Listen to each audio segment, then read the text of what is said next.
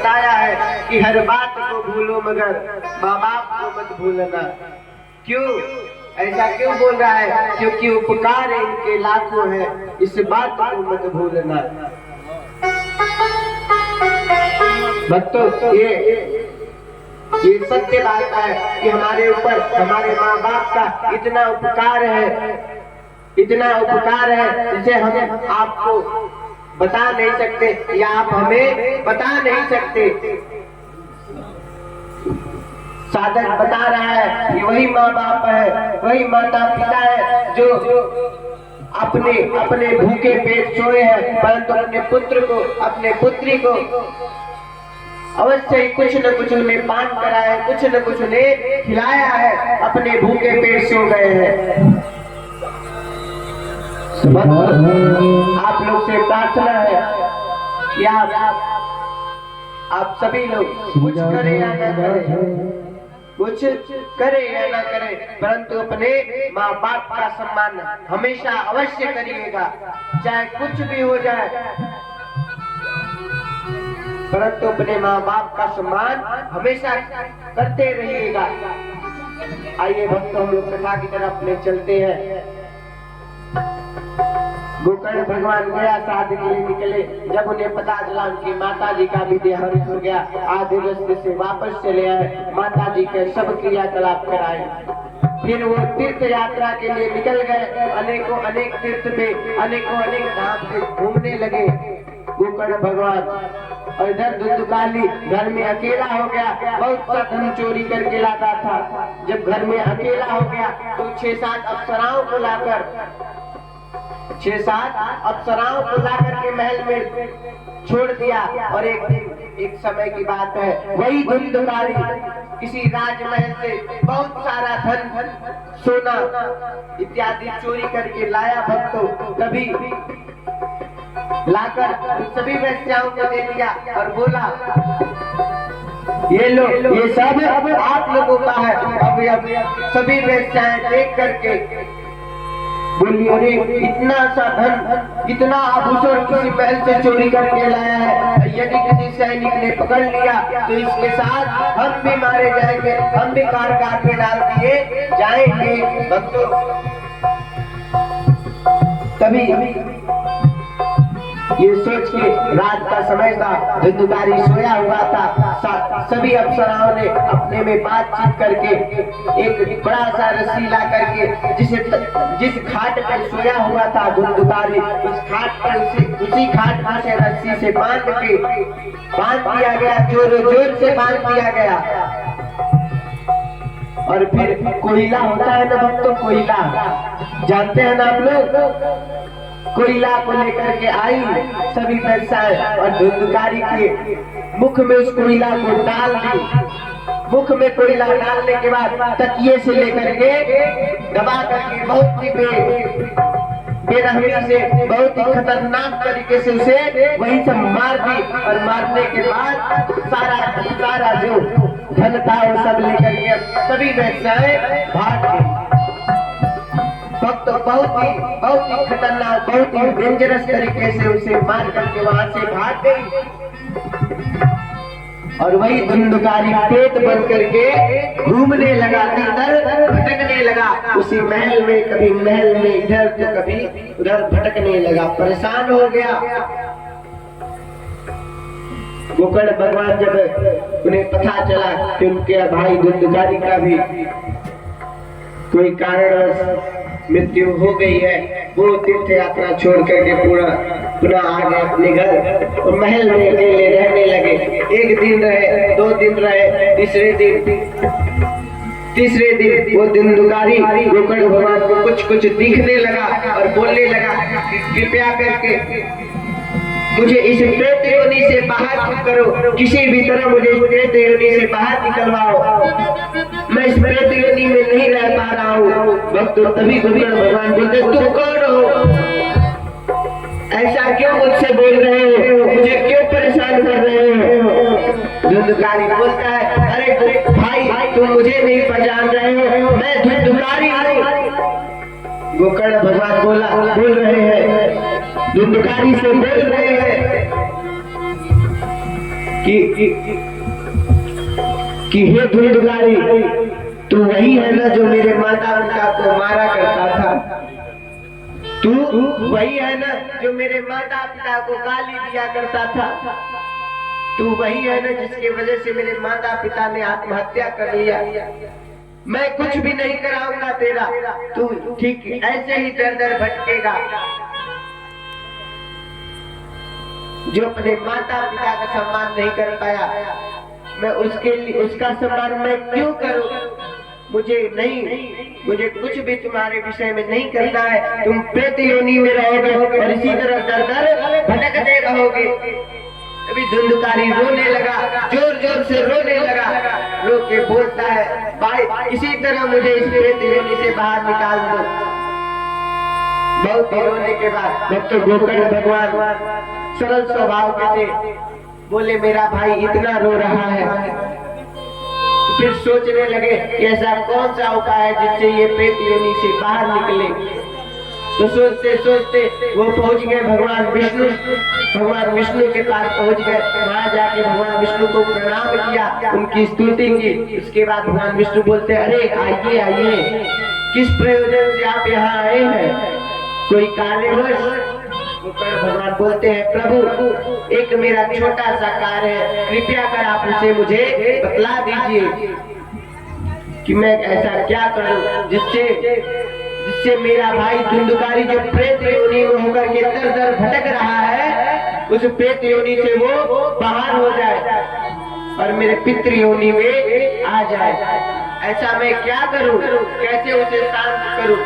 बहुत रो रहा है प्रभु, प्रार्थना कर रहा है हमसे हमेशा, बहुत परेशान है, कोई उपाय हमें बतला दीजिए भक्तों। तभी विष्णु भगवान बोलते हैं, बस इतनी सी बात के लिए आप परेशान हो, इसका भी उपाय है।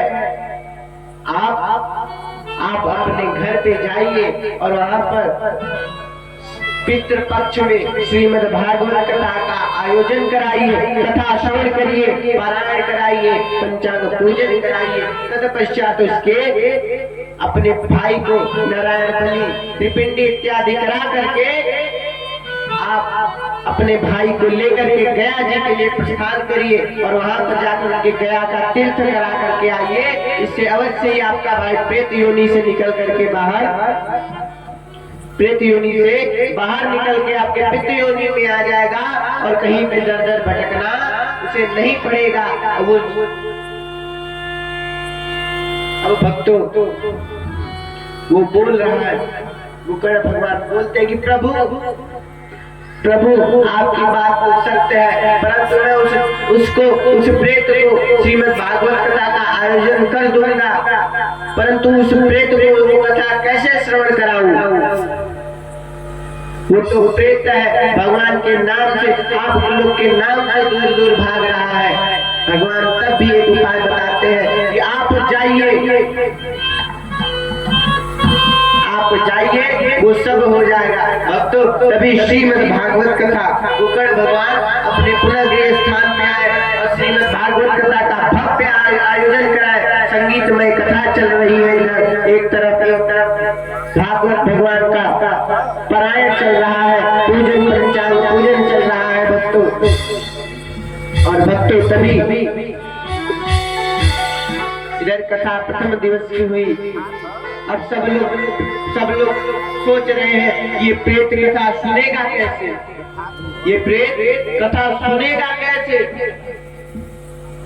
तभी वो प्रेत धुंधुकारी दौड़ता हुआ आया और जहाँ पर भागवत कथा का आयोजन हुआ था, वहीं पे 7 स्तंभ का एक बांस लगा हुआ था। उसी बांस में जाकर खूब ऊपर से एकदम नीचे तक जाके बैठ गया और खूब जोर से उसे बांध दिया गया भक्तों।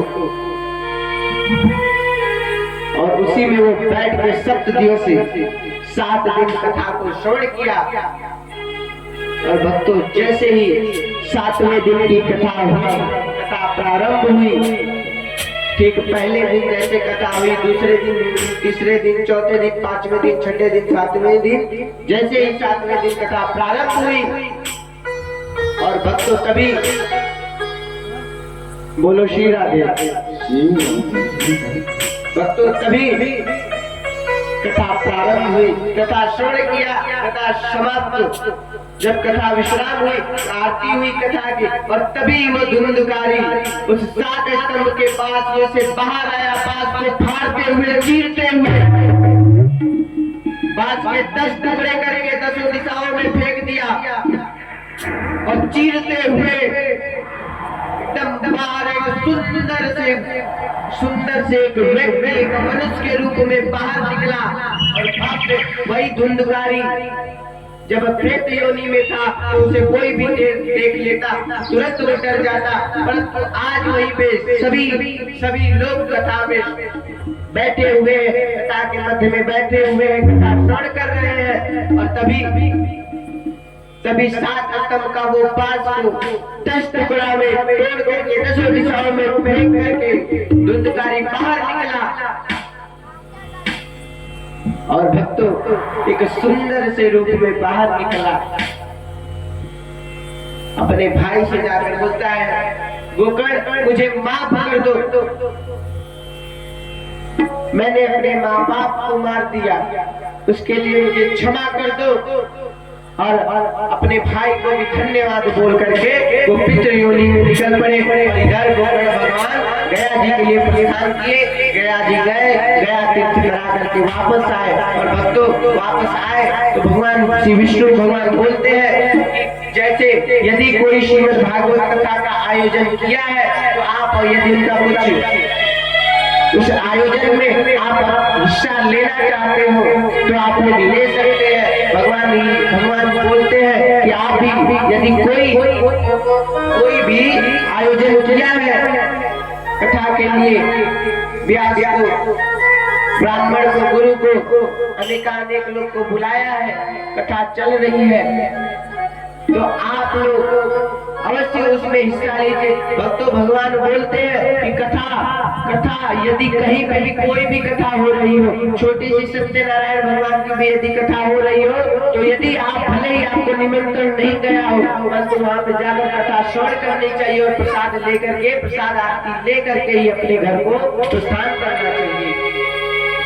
भक्तों भगवान बोलते हैं यदि वो जिसके घर में कथा का आयोजन हुआ है आपका दुश्मन है, आप उससे एक शब्द भी नहीं बोलते हैं, तब भी आप जाइए और कथा श्रवण करिए, प्रसाद आरती को ग्रहण करिए और पुनः अपने घर के लिए प्रस्थान कर जाइए। भले आपका उनसे कोई भी मतलब नहीं है, कोई भी इंटरफेयर आप नहीं कर रहे हैं, तब भी आइए, चुपचाप आइए, कथा श्रवण करिए।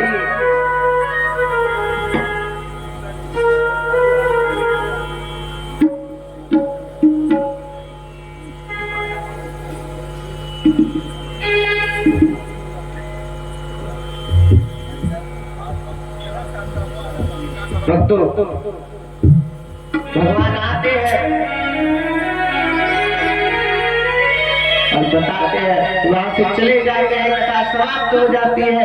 गोकर्ण भगवान सभी गांव वाले पूछने लगते हैं कि हमारे भी जो प्रेत योनि में लोग हैं उन्हें पितृ योनि में लाई, मेरे यहाँ भी भागवत कथा का आयोजन करवाइए। उनके यहाँ भी आयोजन हुआ, अनेक लोग कथा श्रवण कर रहे हैं, उनके भी पाप कष्ट सब दूर हो रहे हैं, नष्ट हो रहे हैं। और भगवान बोल रहे हैं कि कथा चाहे जहाँ पे भी हो, अवश्य कथा वहां रुक करके श्रवण करके ही जानी चाहिए। और हाँ भक्तों भगवान ये बोलते हैं, भगवान क्या मैं आपसे बोल रहा हूँ, कुछ लोग तो ऐसे होंगे कि सोच रहे होंगे कि अरे वहां पंडाल में जाके कथा श्रवण करके क्या होगा,